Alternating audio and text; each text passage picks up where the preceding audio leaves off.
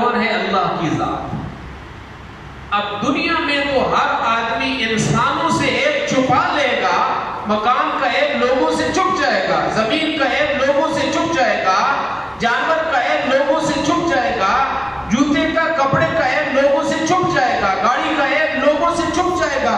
لیکن اللہ تو ایسا ہے جو برا البرا ہے، عالم بذات الصدور ہے، ہر مکان میں، ہر زمان میں، ہر گھڑی میں، ہر لمحے میں، ہر شام، ہر صبح، ہر رات، ہر دن، کوئی لمحہ ایسا نہیں گزرتا۔ اللہ فرماتے لا تحسبن اللہ غافلا عما یعمل الظالمون ووجدوا ما عملوا حاضرا وهو معكم اینما کانوا۔ اللہ فرماتے جہاں کہیں چلے جاؤ، جس جگہ میں چلے جاؤ، ان تک مثقال حبۃ من خردل فتکن فی صخرۃ او فی السماوات او فی الارض یأتی بها اللہ۔ اللہ تو ایسے زمین کی تہ پر پہاڑوں اور جنگلات کے جہاں جہاں کی چھپنے کی جگہ ہے، ہر جگہ میں اللہ فرماتے ہم سارا کچھ حاضر کریں گے، ہر جگہ ہم موجود ہیں۔ اب آپ اندازہ لگاؤ، اللہ نے ہم سب کو خریدا ہے، اللہ نے انسان کو بنایا، اللہ کے علم میں تھا کان الانسان کفورا، کان الانسان ہجولا عجولا، ان الانسان لکفور وکان الانسان قتورا۔ اللہ کو پتا تھا اس انسان کے اندر یہ عیب ہے کہ یہ بہت جلد باز ہے، اس انسان کے اندر یہ عیب ہے کہ یہ بہت جھگڑالو ہے، اس انسان کے اندر یہ عیب ہے یہ بہت بے صبرا ہے۔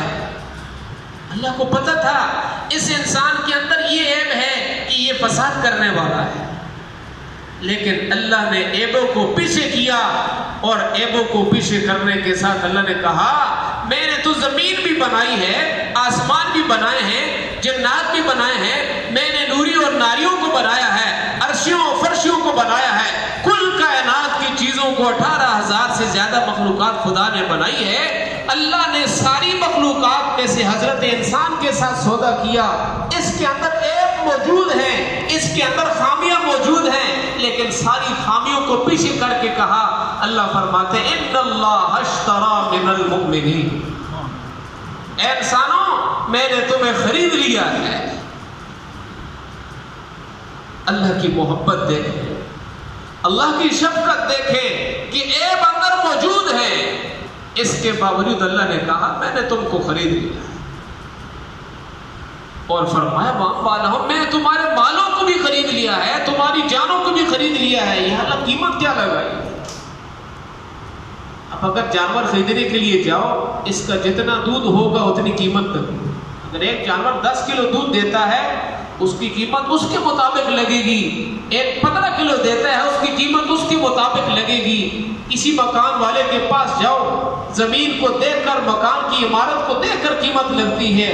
آؤ میرے عزیزو، انسان عیبوں سے بھرا ہوا ہے، اللہ نے انسان کی قیمت کیا لگائی ہے؟ اللہ فرماتے بِأَنَّ لَهُمُ الْجَنَّةَ، اے انسان میں نے تمہیں جنت کے بدلے میں خرید لیا ہے۔ اللہ نے میری اور آپ کی، میرے اور آپ کے مالوں کی قیمت جنت لگائی ہے، ہم نے سارے انسانوں کو جنت کے بدلے میں خرید لیا ہے۔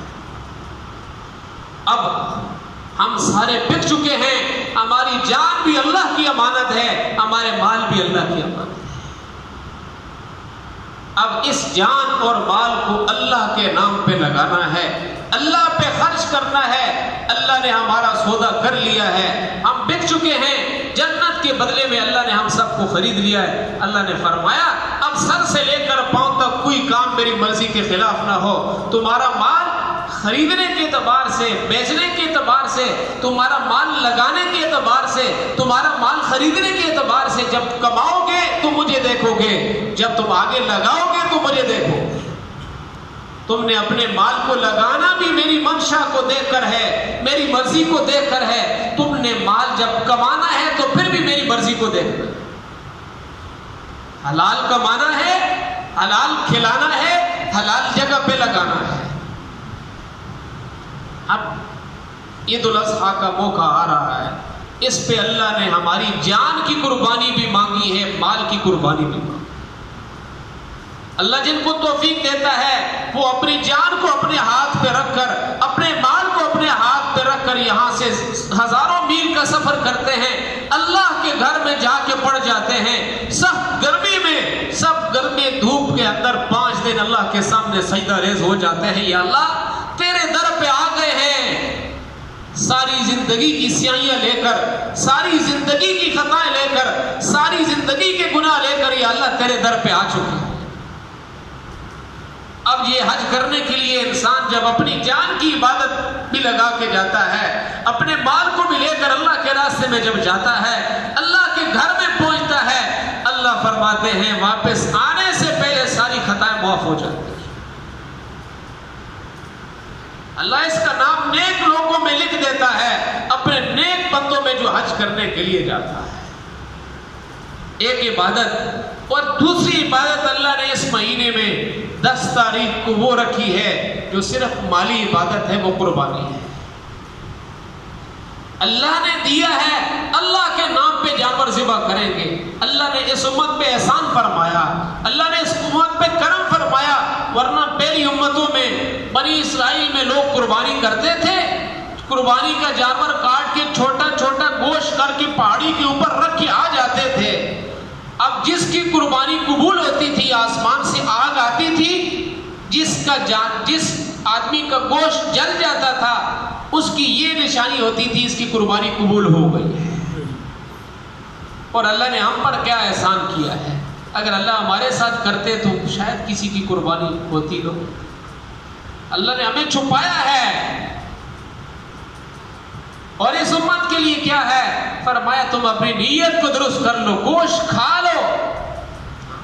بنی اسرائیل گوشت کرتے تھے قربانی لیکن کھا نہیں سکتے تھے، اور اس کے ساتھ ان کا اخلاص بھی ظاہر ہو جاتا تھا کہ یہ اللہ کے لیے ذبح کر رہا ہے یا لوگوں کے لیے ذبح کر رہا ہے۔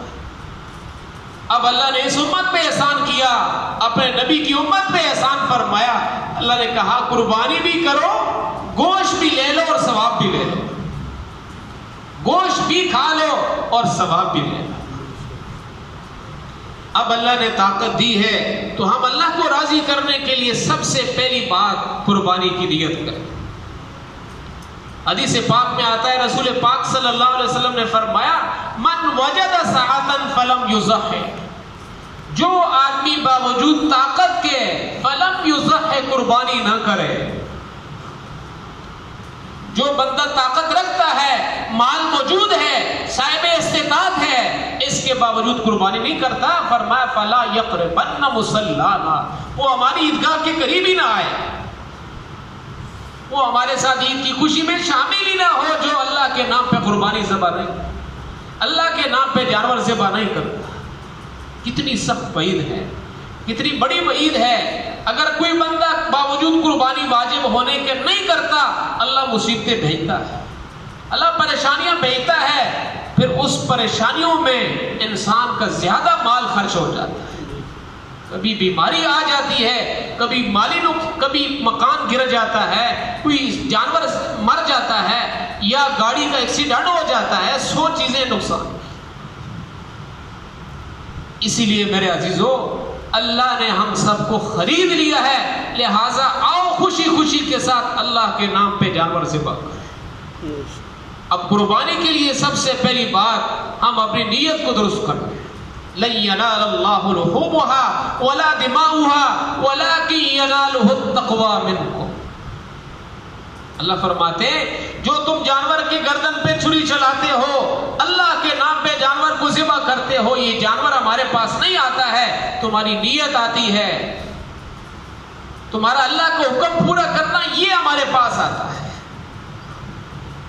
تو سب سے پہلی بات ہم جانور ذبح کرنے سے پہلے، اگر 7 آدمی جانور میں شریک ہیں، ایک آدمی کی نیت بدل گئی، سب کی قربانی نہیں ہو۔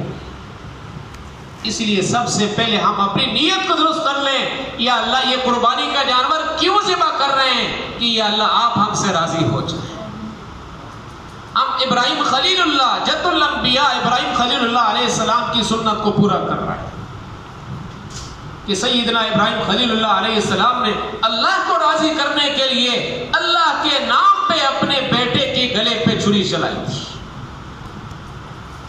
کتنی بڑی قربانی ہے، کتابوں میں لکھا ہے جب سیدنا ابراہیم خلیل اللہ علیہ السلام نے اپنے بیٹے کو باندھا اور زمین پہ لٹایا، اللہ کا عرش ہل گیا اور پھر آسمان کے ساتوں آسمان کے فرشتے رو پڑے۔ کیا ہو رہا ہے؟ اللہ کی محبت میں، اللہ کی رضا کو حاصل کرنے کے لیے باپ اپنے لخت جگر کی گردن پہ چھری چلا رہا ہے۔ چشمے تصور میں جا کر دیکھیں، آج انسان کسی جانور کے گردن پہ چھری چلانے کے لیے تیار نہیں ہے۔ اللہ کو راضی کرنے کے لیے یہ کیسا باپ ہے، یہ کیسا بیٹا ہے جو اللہ کو راضی کرنے کے لیے اپنے لخت جگر، بڑھاپے کی اولاد، اکیلی یکتوئی اولاد اللہ کے نام پہ ذبح کر رہا ہے۔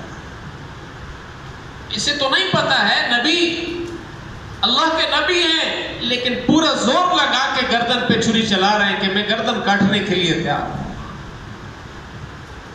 تو میرے عزیزوں، سب سے پہلی بات اپنی نیت کو درست کر لیں۔ سیدنا ابراہیم خلیل اللہ علیہ السلام وہ سب جد الانبیاء ہیں، نبی کی نیت میں کوئی فرق نہیں ہو سکتا۔ نبی معصوم ہوتا ہے، گناہوں سے پاک ہوتا ہے، اس میں کسی قسم کا خیال نہیں آ سکتا، لیکن اس کے باوجود آپ قرآن کو کھولیں، اللہ کا گھر بنایا جا رہا ہے، بیت اللہ کی بنیاد رکھی جا رہی ہے، اسماعیل ذبیح اللہ مزدوری کر رہے ہیں، جد الانبیاء ابراہیم خلیل اللہ وہ مستری بنے ہوئے ہیں، باپ مزدوری کر رہا ہے، باپ معماری کر رہا ہے، معمار بنا ہوا ہے، بیٹا مزدوری کر رہا ہے۔